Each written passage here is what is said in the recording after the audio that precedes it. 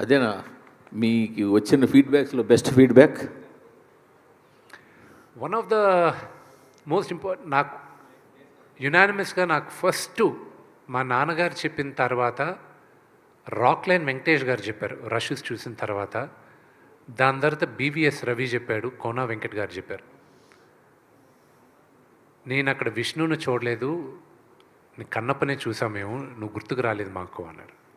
As an actor I think that is the greatest achievement I have got. My father అక్కడ నాన్న ఒకటే అన్నాడు, అరే నాకు అక్కడ ఉండేది నా కొడుకుని మర్చిపోయాను రా నేను అని చెప్పాడు. ఒక మహానటుడుగా ఆయన అది చెప్పాడంటే it's one of my greatest achievements. And నాకు మీరందరూ అగ్రీ చేయొచ్చు, అగ్రీ చేయకపోవచ్చు.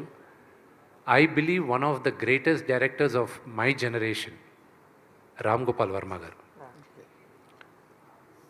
ఆయన ఈరోజు నాకు ఒక మెసేజ్ పెట్టాడు. చాలామందికి తెలియంది, ఆయనకు కూడా తెలియంది ఏంటంటే, మార్చ్లో నాన్నగారిని కలవడానికి వచ్చాడు ఆయన ఒకరోజు. ఇంట్లో కూర్చుంటే ఆ 4 minutes నేను సినిమా ఏప్రిల్లో పోస్ట్పోన్ చేసింది కూడా ఆయన ఒక కామెంట్ ఇచ్చాడు, దానివల్లే పోస్ట్పోన్ చేశాను. మార్చ్లో ఆయనకి ఆ 4 minutes మేకింగ్ రిలీజ్ చేసింది చూపించాను.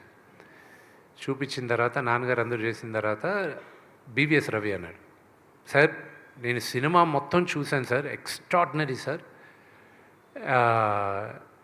గ్రాఫిక్స్ లేకుండా చూశాను సార్, అది కానీ వస్తే మాత్రం నెక్స్ట్ లెవెల్ సార్ మూవీ అది ఇది. రాము గారు ఒక మాట అన్నారు, ఇంత జాగ్రత్త తీసుకున్న విష్ణు గ్రాఫిక్స్ వదులుతాడు, అది కూడా ప్రమాణంగానే ఉంటాయిలే అన్నాడు. ఆ భయానికే నేను అది పోస్ట్పోన్ చేసేసాను. This is no way I can do it అని. ఈ రోజుకి కూడా టెక్నికల్గా మా డైరెక్టర్కి, ఎడిటర్కి, నాకు మేము సినిమాలో చాలా అద్భుతమైన సీక్వెన్సెస్ సాక్రిఫైస్ చేసాం. బికాజ్ మేము అనుకున్న లెవెల్కి విఎఫ్ఎక్స్ రాలేదు. కానీ ఇది నాకు ఒక గుణపాఠం, ఇది పెద్ద గుణపాఠం.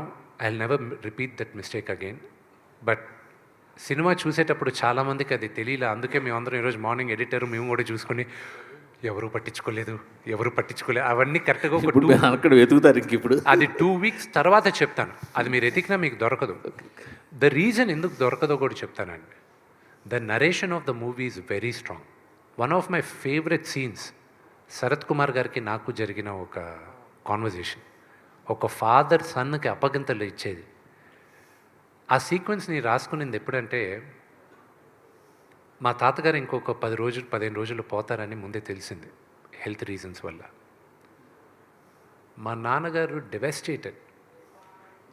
ఆయన 10-15 రోజులు మా తాతగారికి స్నానం ఒకటి చేయించలేదు, కానీ మిగతా అన్ని పనులు ఆయనే దగ్గరుండి చేయించారు.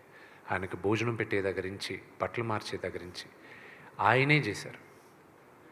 I saw that and I felt, ఈ కథ రాసుకునేటప్పుడు, if a father had a chance, ఏ తండ్రికైనా ఒక్క ఛాన్స్ దొరికితే, నేను ఇంక ఉండను, నేను చెప్పాలనుకునేదంతా నా బిడ్డకి చెప్పేయాలి అని ఒక్క ఛాన్స్ దొరికితే ఎలా ఉంటుంది?